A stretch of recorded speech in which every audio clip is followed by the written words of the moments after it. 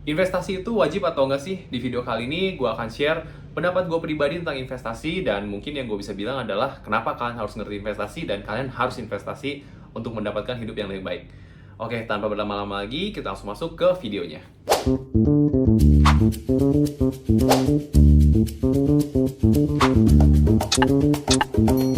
Halo guys, welcome back with me, Ken. Jadi di video kali ini gue akan share pengetahuan gue dan pendapat gue pribadi kenapa kalian harus ngerti investasi dan kenapa kalian harus investasi nih kalau misalkan kalian ingin mendapatkan kehidupan yang lebih baik dalam hal finansial tentunya. Jadi, gue akan mulai dengan investasi sendiri. Investasi sendiri itu adalah suatu aktivitas di mana kalian menggunakan uang yang udah kalian dapatkan, bisa dari bekerja, bisa dapat dari orang tua, atau dari apapun itu kalian coba gandakan, atau kalian coba pergunakan uang kalian untuk menghasilkan uang, tanpa usaha kalian apapun gitu. Nah, sebenarnya konsep investasi ini unik dan banyak sebenarnya. Jadi yang pertama, kalian bisa investasi di instrumen-instrumen yang sudah disediakan. Ada reksadana, deposito oleh pemerintah, ada juga saham, ada Bitcoin sekarang yang lagi marak banget, yaitu di cryptocurrency. Ada juga kalian bisa investasi di properti, emas, dan banyak lain halnya. Cuman sebenarnya investasi ini yang penting itu adalah dua hal. Satu adalah kalian bisa menutupi inflasi, karena satu-satunya lawan kita terhadap uang kita adalah inflasi yang mengalami kenaikan terus setiap tahunnya dan mengurangi nilai uang kita gitu. Dan yang kedua adalah jangka waktunya, di mana kalian bisa mendapatkan hasil dari apa yang udah kalian investasikan itu untuk menjadi keuntungan buat kalian gitu. Nah, itu sebenarnya dua hal penting yang mana kalian harus coba untuk pertimbangkan ketika kalian memilih suatu instrumen investasi gitu. Nah, mungkin yang gue mau share di sini adalah kenapa nih kalian harus investasi untuk membuat kehidupan kalian lebih baik gitu ya, terutama dalam sisi finansial. Karena menurut gue, kalau misalnya kalian nggak melakukan investasi, itu kalian akan melakukan proses yang lama banget untuk mencapai apa yang kita namakan financial freedom ya. Gini deh perbandingannya, kalau misalkan kalian hanya menabung aja, kalian bayangin kalian menabung konstan. Misalkan kalian punya gaji 10 juta, kalian tabung udah paling bagus banget tuh 50%-nya, 5 juta. Kalian tabung 5 juta, dalam waktu setahun, kalian hanya bisa mendapatkan 60 juta dari tabungan kalian. Itu which is sudah setahun loh, setahun kalian 60 juta. Sedangkan sekarang harga rumah aja, kalian tahu yang bener-bener standarnya banget deh, layak untuk kalian tinggalin sebagai satu keluarga kecil. Kalian, terus pasangan kalian dan satu anak, itu udah 1M sampai 1,5M. Itu udah di daerah BSD situ tuh, itu juga udah bukan di Jakarta.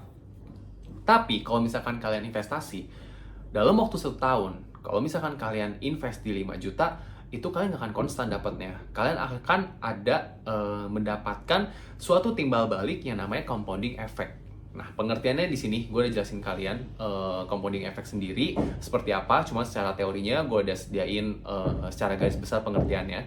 Jadi dari pengertian sendiri, compounding effect ini merupakan suatu timbal balik atas apa yang udah kalian investasikan atau kita investasikan itu untuk mendapatkan suatu return itu yang bisa beratus-ratus% gitu, nggak konstan. Jadi kalau misalkan kalian nabung kan hanya dapat 5 juta, 5 juta terus gitu, dan bunganya pun sebenarnya ketutup sama biaya admin ya gitu. Sebenarnya kalian kalau misalnya nabung di bank itu, gue kalau mau ngomong secara jujur adalah kalian menitipkan uang kalian, itu uang kalian, tapi kalian dikenakan denda atas uang kalian yang kalian punyai gitu, bukan kalian pinjam sama sekali gitu. Makanya akan lebih baik kalau misalnya kalian menaruh uang kalian itu di suatu tempat yang emang bisa menghasilkan uang gitu. Jadi ibarat itu uang kalian menghasilkan uang lagi gitu.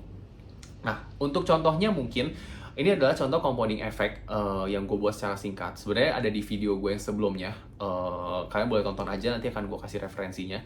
Nah, ini salah satu kalian lihat kalau misalkan compounding effect misalkan di saham deh gitu, returnnya sebenarnya sama setiap tahun, tapi hasilnya kalau misalnya kalian lihat itu nggak konstan, nggak fix. Kalau misalnya returnnya 7%, itu setiap bulannya pun atau setiap tahunnya pun akan mengalami kenaikan hasilnya, nggak konstan gitu. Nah, ini kenapa yang gue namakan investasi itu sebenarnya penting banget buat kehidupan kalian, karena investasi itu merupakan satu-satunya cara untuk mendapatkan uang dengan effort yang benar-benar sedikit. Kalian nggak usah bekerja, kalian hanya perlu benar-benar research tentang uang yang kalian investasikan itu di instrumen apa. Kalian harus research benar-benar, kalian invest, nah udah biarin aja uangnya bekerja gitu.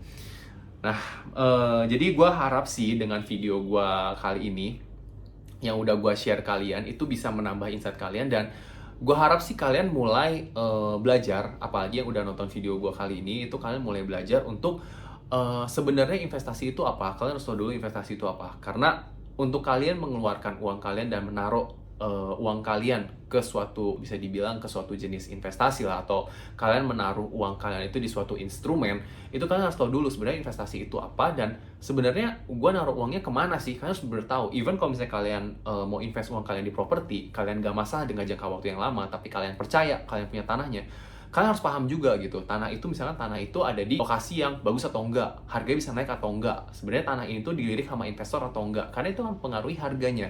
Dan ketika itu mempengaruhi harganya, baru akan membuat investasi kalian itu worth it untuk kalian taruh di properti.